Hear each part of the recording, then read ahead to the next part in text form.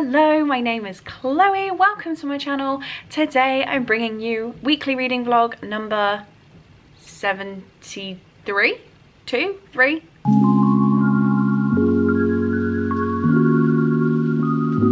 So I have no idea which reading vlog this is, but we need to get it kick-started. I also need to start work, so I need to quickly run you through my reading plans. I don't think I have anything major planned this week, just lots of live events with you guys. Like I'm doing sprints with Liv on Thursday, American Horror Story Watch Along Friday, and normal sprints Sunday. So need to fit some Patreon sprints in there somewhere, but that is the basic plan. It's also the start of my Patreon buddy read today. We're reading The House in the Cerulean Sea by TJ Klune. I've never read it, and by Saturday or Sunday, I'm gonna have finally read this amazingly hyped book. So yeah, we will see what I think of that. I'm very excited to start it.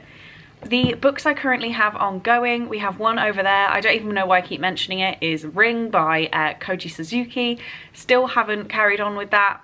I need to, but at the same time, like, I know everything that's happened in my head, so I'm not rushing to complete it because, yeah, I still remember everything and I wasn't captured by it, but I do still have that on the go.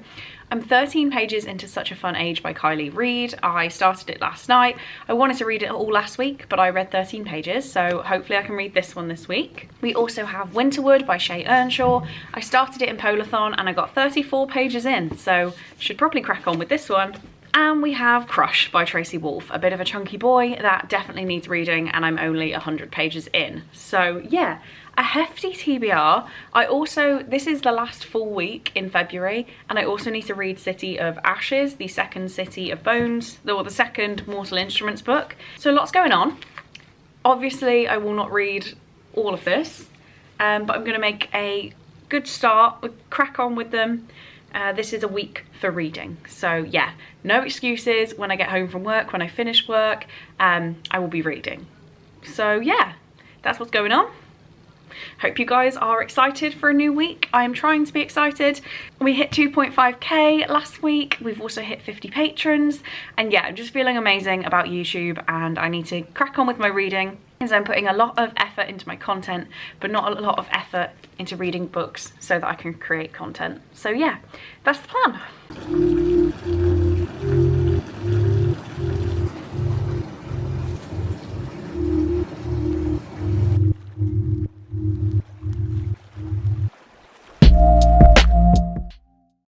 Hello, I'm gonna keep this update very brief because I'm in my pajamas. I'm cold.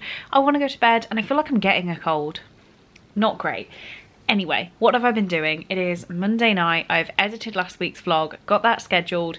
I've also scheduled my 2 videos that are going up Thursday and Saturday. So that is my new journal setup and my March TBR, both edited, scheduled, ready for patrons to get early access, and then you guys get it as normal. But yeah, so I've had an editing heavy night. While I was working, I've just realised the bookmark is still in here. I listened to the entire audiobook of The Lucky Escape by Laura Jane Williams. This is a book I got out of the library. I have her other books, The Love Square and Our Stop, over there looking at me. But I got this one out of the library. Rachel said to start with this one because it's the less strong of her books, I believe. I could have just made this fact up. But yeah, listened to it all while I was working and gave it 3.5 stars. 3 stars for me is a fine rating, so 3.5 is actually just a little bit better than fine. I wanted to love this one more, but I actually don't feel like it made that much of a statement. Rachel is probably just cringing on the inside now, but it's about a woman who called Annie, who's gonna marry Alexander, and on the day of her wedding, well, the day of their wedding rather, he doesn't show up. But Alexander's parents insist that Annie still goes on honeymoon and she takes Patrick with her. And yeah, it was kind of just everything I expected. I wasn't wowed, but I enjoyed it, so 3.5 stars. And can actually go back to the library because I've had this out for months. And then I started my Patreon buddy read, which is The House in the Cerulean Sea by TJ Klune. I am on page 72 and I am loving life. This is brilliant so far, absolutely brilliant, because TJ Klune has set up this whole different society and like a job, an office, everything, and I just felt like it's 100% real. it was great. It was great. And the introduction of Lucy as a character, I'm with it. I'm with it. This book has hooked me already and I cannot wait to keep reading this week. So yeah, loving this. I now have an hour until Cole calls me on his first break. So I have a choice of 2 books to read. You Are Sat on Top of Such a Fun Age, and there's also Winterwood, and there's also Crush. I'm going with Crush tonight. I want some cheesy vampire goodness. Hello, it is lunchtime on Tuesday and I've had to come home just in case my car park floods. It turns out it's nowhere near flooded, but whatever. And I have this, which I have no idea what this is. So I thought I'd open it on camera in case it's anything exciting. I genuinely don't know what it could be. I haven't ordered anything of this size. It looks empty. Oh, this is cute. This is Forging Silver into Stars by Rigid Camera. And it's a letter from the author. Like, cute. Okay. I don't see why all this was necessary. But okay, I guess I'll put that on my shelves next to all my Rigid Cameras. Because I have pre-ordered it. Time to get back to work because I'm home. Hello, I just got back in again because I managed to get a Too Good To Go bag from Yo Sushi and I'm kind of mad about it. We have a little cucumber packet, so that's great. I will save that till tomorrow. I feel like cucumber can't go too bad too quickly. This one looks interesting. It's a dynamite roll, apparently. Spicy salmon, avocado and crispy onion rolls.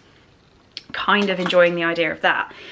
But then this one, where it just got like something falling out of it. I have no idea what. And it's all big chunks of salmon, which isn't necessarily my favourite thing. So I'm gonna give it a go. Probably gonna not eat these giant salmon ones. But yeah, got that for $3.50, which is great. But then the woman just hands me the 3 packages. They weren't ready when I got there. And then she refused to give me a bag, so I just had to carry them home. It does say on the app, bring a bag. That's the 4th time I've got it, and I've never needed my own bag before. So, didn't take one this time. Of course it's this time. But yeah, I read my buddy read pages of The House in the Cerulean Sea. I was trying to grab it. Loving this book. I see why it has so much hype. Why am I struggling to talk? And I read a little bit more of Such a Fun Age. And it's okay. So yeah, time for sushi. Hello, hello. It is Wednesday. I'm working from home. That wasn't really the plan, but I guess the big benefit of hybrid working as it now is, means I didn't feel perfect this morning, so I'm working from home and I didn't need to let anyone know, which is fantastic. I have 2 packages. I believe we have American Horror Story and my new razor that I gave into because of TikTok. And I'm so sad it was because of TikTok. But then when I went away for work, the girl I was with had one. So I bit the bullet. But yeah, this one is season 3 of American Horror Story. And I got this for like less than £4. And basically, I just panicked because they said they were taking it off Netflix. And I now have Disney Plus, thanks to an amazing patron. But yeah, I didn't have a way to watch this without Netflix, so I've decided I'm slowly going to build up my DVD collection. So, oops, I'm up to season 3 now. And yeah, this one I believe is the razor. I mean, this pink is so pretty. Like, how am I supposed to get in? Oh, it is, yeah. So this is the SCRIBD razor. And basically what you do is this will be the razor and the wall mount. And then every 2 months, they send you 4 new blades. It's pretty affordable. And I think for me, it's more affordable than the big name brand razors. I have very, very sensitive skin in terms of shaving. So I wanted to try something new because I have to buy quite expensive razors. And this one, it actually means that I will continue to get the blades rather than forgetting that I need new ones. So on the inside of the box, it says, always remember your body is beautiful. It is the most incredible, amazing thing you will ever own, and there isn't any other like it. You are one of a kind. Well, I mean, I guess that's true. I guess that is true. I really like this envelope. I'm gonna have to use this for things. So, this is the lick me and I will stay forever, the envelope says. This is the wall holder, like a little suction thingamy-bob. I'm keeping all of these envelopes. This is packaged amazingly for a TikTok product. This says what's cooking good looking, and it's care instructions. This is a razor care manual. Jesus, lots of paperwork for my razor. This is the actual razor, and it has come protected. Don't tell me you're broken. You look broken to me. Okay, it's not broken. It just got a bit jangled in postage. But yeah, this will apparently hold my razor. I'm doing it upside down. Apparently this will hold my razor. Meh. Okie doke. And what else do we have in here? Oh, more blades. But yeah, very pretty. Very, very pretty. Let's hope it's actually good and not just pretty.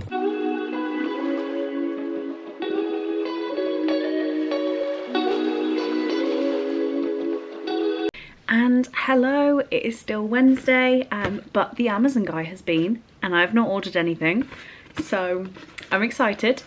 Yeah, I'm just not in a good mood today, but I don't have a reason to. I'm not going to complain about it, because it's just me being miserable. So, what have we got here? We have Night Road by Kristen Hanna. I can't even remember who told me about this. It's been on my wish list so long. It says Lexi and Mia are inseparable from the moment they start high school. Different in so many ways, Lexi is an orphan and lives with her aunt on a trailer park, where Mia is a golden girl blessed with a loving family and a beautiful home. Yet they recognise something in each other which sets them apart from the crowd, and Mia comes to rely heavily on Lexi's steadfast friendship, something which at first worries Mia's mother, Jude. Mia's beloved and incredibly good-looking twin brother Zach finds life much less complicated than his sister. Jude thought she'd never have to worry about her son and that he'd always sail through life easily achieving whatever he and his family wanted and expected. But then he fell in love. There's a lot of things happening here. Oh god, there's more. The summer they graduated is a time they will always remember and one they could never forget. It's a summer of love, best friends, shared confidences and promises. Then one moment, one night changes them all forever. As hearts are broken, loyalties challenged and hopes dashed, the time has come to leave childhood behind and learn to face the future. That's so ominous. Who is this from? It's from Joe. Oh my god, thank you, Joe. It says congratulations on 2.5k, completely deserved, keep it coming. You are such a lovely human, Joe, and I appreciate you so much. Thank you for this gift. It was completely unnecessary, and you have turned my day around. I'm not having a great day now, but this has really made me smile, so thank you.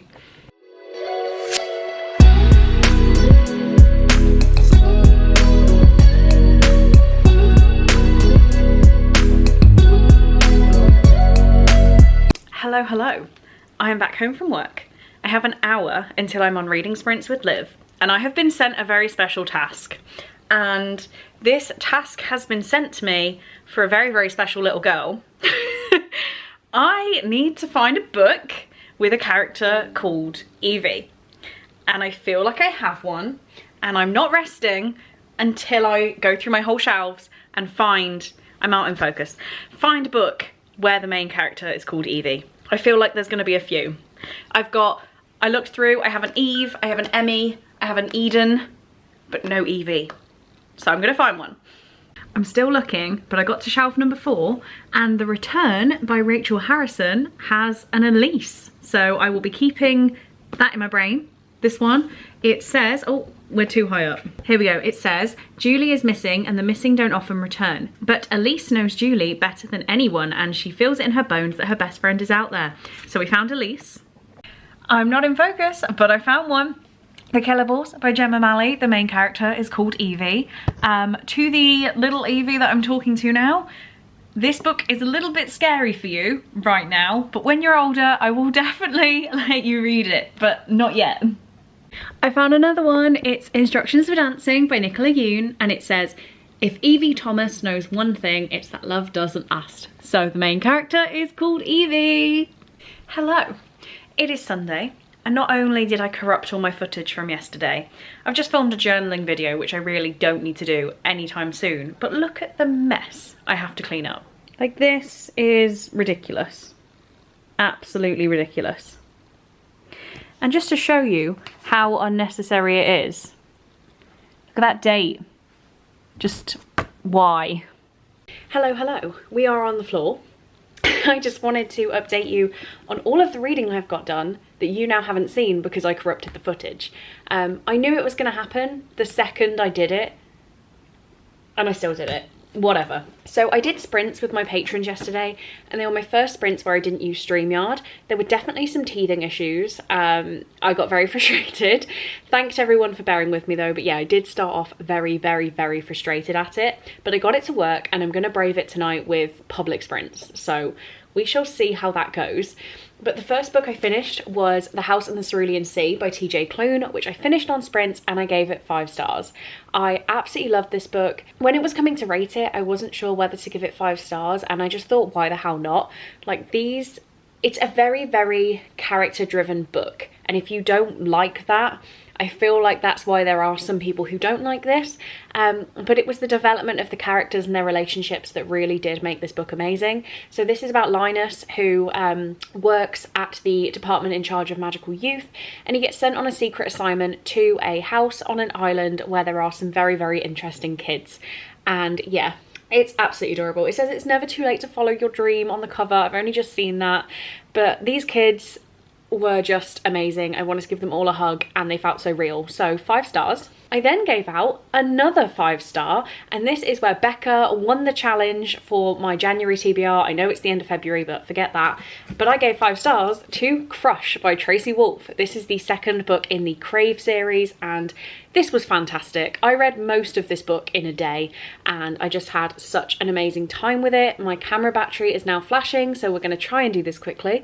But yeah, had an absolutely amazing time. Loved it. There were definitely things that could have been cut out, but I just feel like I was so hooked on the story, I didn't care. I wanted to know everything that was happening. So yeah, I didn't care that it was 700 pages long. And then I've just finished another book while I was doing some journaling, and that is The Fear by C.L. Taylor. This is a thriller following a girl called Chloe who is being groomed and assaulted by a man called Mike, and it turns out Mike actually did the same to Lou when she was a teenager, and it's all about Lou and Chloe interacting. It's set in my local area, which is really, really cool. They've said Worcester, they've said Malvern, they've said St Anne's Well, and yeah, there was a lot of things that happened around me, which I found very, very interesting. But for a thriller, this wasn't very thrilling, so I gave it 3 stars. I was about to say, and just before my camera gives up, but it gave up. So here we are, we're filming another clip. My plan for the day is to read all of City of Ashes by Cassandra Clare. It is currently 3 o'clock, so this feels pretty impossible.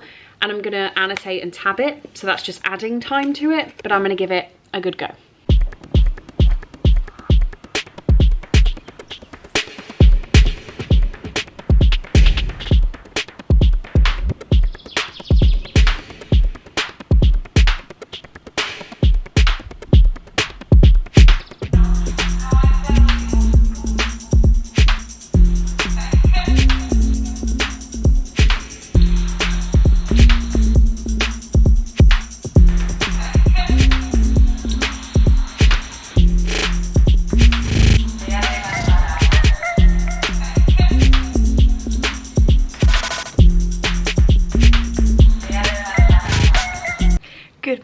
Good morning. It is now Monday, so I definitely need to close off this vlog, but yesterday I was reading City of Ashes, as you would have seen, and I ended up getting to page 308, so I only have about 100 pages left of this.